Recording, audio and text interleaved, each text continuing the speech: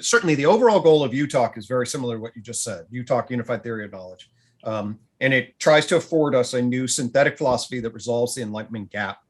The one key part of that then is getting a coherent frame of objective, and I put that, you have to qualify it, but objective scientific knowledge, and then the tree of knowledge, the upside down cones for people that don't matter, life, mind, and culture. That's kind of the tree of life behind me, tree of equivalent. The tree of knowledge, which is the first branch on that thing behind me, affords us a natural scientific behavioral map of our past and enabling us to see the various levels and dimensions of complexification with objective scientific coherence and correspondence theories. Correspondence is our empirical data match our particular modeling. That's right. So, and what you said about the monkey is really key. The tree of knowledge says that we have confused. There are good reasons why we got confused, but we can go back to a basic categorization system of inanimate matter. And then there is living organisms, and then there are mental animals, and then there are cultured persons. And that is a very, very key complexified knowledge system that we used to have, and then we lost because actually modern science undermined it a particular way. The tree of knowledge resurrects that with proper modern science knowledge. And that's a very important sense-making system for us to be able, so we can get our sense-making ecologies organized around shared objective reality. And that's a big fucking deal that we now don't have. Right. Well, I think we're getting the glimmerings of it, and it's a good thing. Maybe, yeah. We need to generalize that information. That's the issue.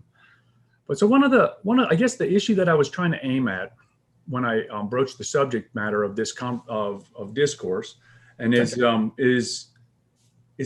language that we use exists on a scale which is very particular and specific, going to abstract.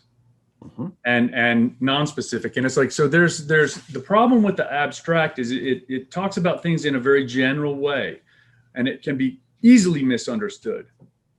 Totally. You're like, you say it's a hard world, but you really meant there were 3 guys over there trying to kill me? Right? It is a hard world, but come on, man, what are you talking about? And the issue is there's another aspect, another dimension of human interaction, which is I'm deceiving you for my own benefit. And it's like, so there's this propensity for bias, error, fraud, and deceit, just to rip into any human interaction. It's like, okay, so we need to have tools to measure this, as well as and that's okay, the tools to measure that, and then to regulate that in society if we are to remain civil, right? Totally. And so that's the issue here, and I think that we're all on the same page, which is it's how boring. Right. Well, right. I mean, I think to me, I don't know that we're bored on the same page at one level. Well, there is some definite agreement, and then the question is getting the right grip, of agreement that affords us adaptive action. So adaptive action. I like that. Right. What's that? I missed one. You said it's getting the right grip so that it affords us adaptive action. That's essentially, and virtually everyone can agree on that basic framing at that level. So there are opportunities clearly for people to come together and generate agreement. The time that we're in, the question that I have is whether or not we can generate enough foundational agreement around, so we get integration with enough appreciation for the necessary plurality and the chaos that we afford in proper opponent process. You talk about opponent process. Yes. There are proper opponent process where yin and yang are held in constructive balance. In fact, this is, I vaguely referenced Hegel before. One of Hegel's key insights is actually knowledge needs to be structured across the dialectic of thesis, antithesis, into synthesis. That's what this is. Yes, I understand. And then, so anyway, that capturing that, understanding what the polarities are, seeing when they go to shit, and many polarities are going to shit, which basically turns them into vicious, destructive cycles, okay, versus healthy, constructive opponent processes. That's an unbelievably very useful frame. I like that a lot. That was beautiful, because it's an interesting opponent. I like how you symbolize it with that, because that's what that does. And that allows us to be people. And it's like, which is constructive opponent process, which is the terminology, which I didn't write down, but I liked it. In fact, I'll just mention my doctoral student this year did her dissertation on borderline personality disorder through the lens of the unified theory. And the one take-home message is that the quote unquote splitting of borderline personality is essentially framed as somebody with extreme internal and interpersonal polarities that then engages them in massively erratic and dysfunctional ways and creating a trail of chaotic destruction. And you can see that individually and in dyads, and you can see it societally. And so we want to avoid borderline type ways of being in the world for sure. Okay. This is a controversial thing that I'm going to say, so I apologize for it ahead of time, which is it's your channel. I know, right? Right. I'll qualify if I say, oh my God. But anyway, I'm not shy about being clear about where I am. It goes like this. The issue is there appears to be an intention. Wait, I guess I should couch this first, which is, what is the greatest fear? The greatest fear is artificial intelligence prior restraint, which is the cops kick your door in and say, Dr. Henriques, you're coming with us because we think you're going to do something in 6 weeks, right? And it's like, okay, that's the fear, okay? That would be bad. That sounds bad. And so backing up to what we're doing here, I lost my train of thought, unfortunately, because I got stuck on the bad part. Okay. Constructive opponent processing is okay. So I recall now. So I apologize for that little error. The issue is this: there certainly appears to be destructive opponent processes at work, and I don't regard it as accidental because it is the product of cultural institutions or social institutions that are artificial. And the question is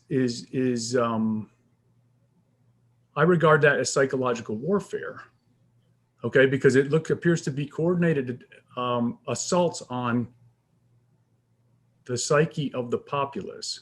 And there has to be someone who benefits, and the only benefit I can see is the established order or those who would usurp this established order. And it's like, whoa, okay. And it's like, it is necessary to process this discordant claim in some meaningful way and to interact with it to dispel it in some fashion. Does that make sense? Totally. And I don't, what does that mean to you? I mean, first off, I believe that the evolution of our political system now stay within the United States, and I think it's fairly general, has exactly degraded into confusion. And then you get power structures that actually are invested in polarization. They then become defined against the other power structure. And then they, not consciously, I mean, it's not like there may be some people are trying to use it and subvert it consciously, but a natural evolution of a particular structure. Yes. And as you know, I'm a therapist, so I see families go through this process very regularly. Right. So I've long argued that essentially what we did is we started to institutionalize a bad divorce of a system that can't get divorced in our politics. Okay. And I always place the Democratic as the female side of the equation and the Republican as the male side of the equation. And then you get the institutionalized investments projected and basically then defined by trying to win the children over and then decompensate into very destructive. That was interesting. That win the children over resonated with me because it's like this. It's like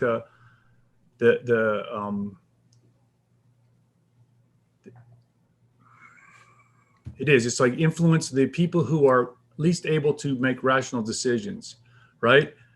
It's like, and it's because it's the recognition that in the aggregate sense that the public behaves at more in simple levels as a mass unit. And it's empirical. You just sprinkle the fairy dust and watch them dance, right? Yeah, it's a principle of least action in general. So people will drop to standard equilibriums of simple rational action in terms of, hey, what's good for me, what's good for my side. You can, at an aggregate level, you can demonstrate that that's the way people will generally behave. Right. So it's basic psychology. It's just in their personal interest, right? As their incentives align them. Right. And I think that the structure of institutional incentives, especially when we add the new alchemy of like social media. Yes. And now we basically create channels, social media channels that afford the whirlpooling of the polarized systems that are, mutually reinforcing in particular ways. And that's one of the great challenges of the last decade we've seen emerge in a very, very, it's always been there, but there's an intersection between lots of different features that are making this dynamic particularly complicated, at least at this moment in juncture in our history. So we agree, which is quite interesting as well, and which I certainly would, which is that we're not looking for there's in conflict, and to make it constructive conflict as opposed to destructive conflict. And it is, there's nobody to blame. Everybody's acting in what they perceive to be their own interests and doing what's right given what they are aware of. So we're in a boring agreement. Wait, we'll lift my coffee too. I hope you enjoyed this episode of the Best Medicine Podcast with Bradley H. Werrell, D.O. Don't forget to hit like and subscribe below, either over there or over there. Also, if you're interested in a medical consultation with myself, there's also information below.